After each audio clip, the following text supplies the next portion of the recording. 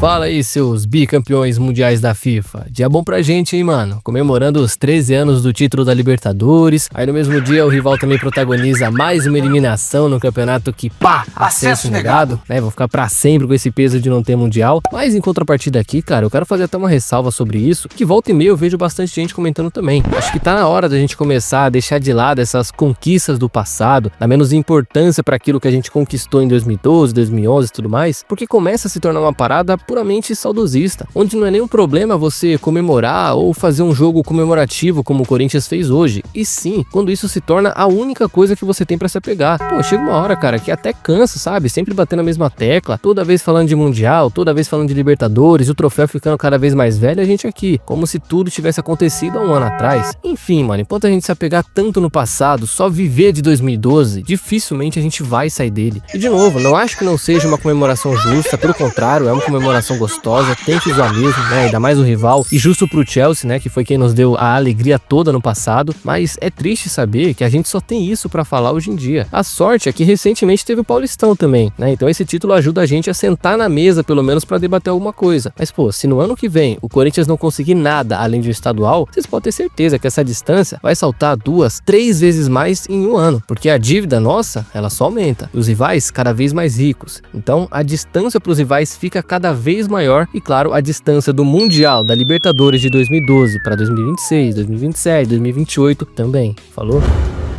E a política do Corinthians segue daquele jeito, né, fiel? Vimos aí recentemente que, além da feijoada que reuniu nomes como André Negão e Osmar Stabile na maior resenha do mundo, como se fossem os melhores amigos desde sempre, né? Dessa vez, o fundador da Chapa 82, que foi a do Augusto em 2023, Sérgio Alvarenga, esteve no restaurante junto com Andrei Sanches para pedir apoio político para ele nas eleições que vão acontecer caso o Augusto seja deposto depois do dia 9 de agosto. E aí, eu não sei se ficou muito claro para vocês, mas meio que o líder da até então situação foi pedir ajuda pro líder da oposição para ter força política lá dentro. Inclusive, cara, ele ficou tão envergonhado de ser descoberto dessa forma que ele tentou desconversar quando foi perguntado sobre isso, dizendo que não, era só um almoço cotidiano entre dois amigos que não teve nada demais. Só que aí, para contrariar e até confirmar essa informação, o próprio Andrés confirmou que sim, teve esse almoço, existiu esse pedido de apoio, mas ele descartou falar sobre isso antes da Assembleia de Sócios que vai acontecer no dia 9 de agosto. E vai lembrar, o Sérgio Alvarenga foi o diretor jurídico do clube de 2008 a 2011, justamente no mandato de um de seus inimigos, ou poderia dizer, um de seus grandes amigos, né? E outra coisa, o Rosalá, que pretendia se candidatar, fez uma quase campanha ali, é justamente dessa chapa. Então, mano, numa dessas, nessa próxima eleição que vai ter, é bem capaz que a gente só veja aí os amigos do André disputando. E seja lá quem for o vencedor também, quem mais vai sair perdendo é o Corinthians, né? Nós vamos voltar pro mesmo grupo que fez o clube estar onde está, e ainda tem gente que é contra a SAF. Vê se pode, né? Contra o único meio que pode nos livrar dessa gente aí. Mas é isso, cara. Vamos ver o que vai sobrar pra gente depois que o Augusto sair. Mas pelo visto, não vai ser nada de bom, não.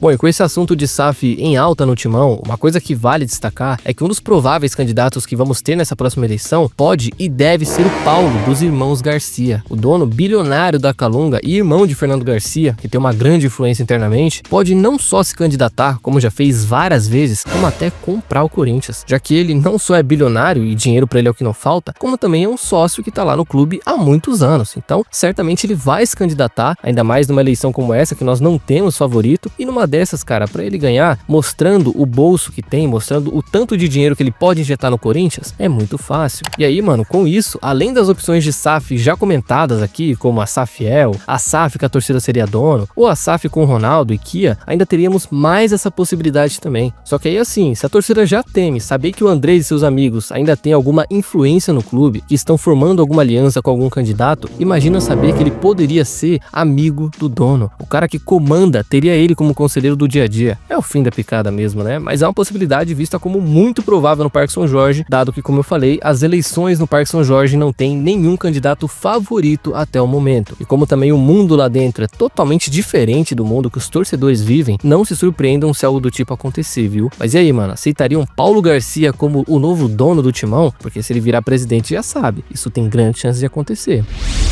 E essa desistência do Corinthians pelo Biel fez, no mínimo, a torcida repensar sobre essa possibilidade de contratar mesmo um atacante para as beiradas. Porque, mano, se pelo Biel, que para muitos é um bagre da bola e com certeza chegaria para ser reserva também, estavam pedindo 7 milhões de euros, imagino que não iam pedir para um jogador que chegaria para ser titular. Então, internamente até se cogita que ao invés de comprar, o Corinthians possa dar mais espaço para a base, ao menos por agora, nos primeiros jogos. E aí, caso o Dorival não gostasse, como a janela ainda estaria aberta, a diretoria faria uma última tentativa e aí sim, compraria o jogador que ele tanto quer. Só que aí vale lembrar, contra o Grêmio, que foi o último jogo antes da pausa, ele já colocou o Kaique e o Dieguinho para jogo. E agora com esse tempo de treino que eles estão tendo com o profissional, vai ver ele acaba mudando de ideia e o Corinthians possa economizar uma boa grana para contratar outro jogador, quem sabe. E sem contar que se esses moleques derem conta, como eu acho que podem dar, porque são muito bons de bola, a gente ainda tem chance de vendê-los depois e até fazer um dinheiro. Ou seja, é o melhor dos mundos. Você deixa de gastar e ainda tem a chance de ganhar. E o Corinthians precisa fazer isso, mano, porque nos últimos anos, sempre que deu oportunidade para os destaques da base, eles corresponderam. E não dava nem um ano de clube e já estavam vendidos. Uns com 6 meses, 20 jogos. Enfim, fico feliz que não continuaram atrás do Biel. Só que nada vai mudar se trouxerem um jogador tão caro quanto para ser banco do Yuri, Memphis e companhia. Na verdade, comenta aí o que vocês acham sobre isso, mano. E será que dá para voltar com a base? Ou tem que contratar o quanto antes pro cara chegar e se adaptar o mais rápido que der? Comenta aí.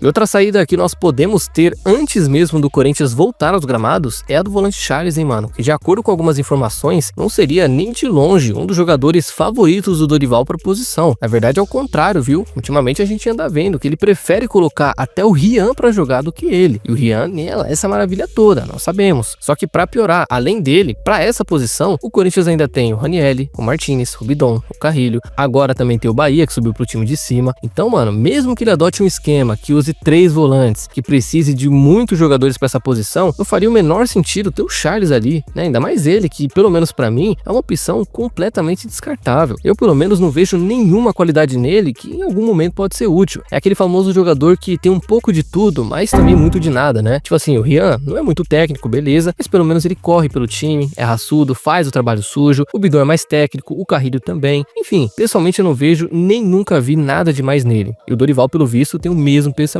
que eu. Tanto que na era Dorival, os únicos 2 jogos que o Charles foi titular foram justamente os 2 primeiros quando ele assumiu. De lá pra cá, só entrou no segundo tempo e às vezes nem isso, né? Mas tá aí, cara. Se pintar alguma proposta, o Corinthians não deve segurar, porque o aval do treinador já está dado. E agora é só esperar pra ver o que aparece. Mas que o fim dele no timão está próximo, filho, ao meu ver, tá sim, viu?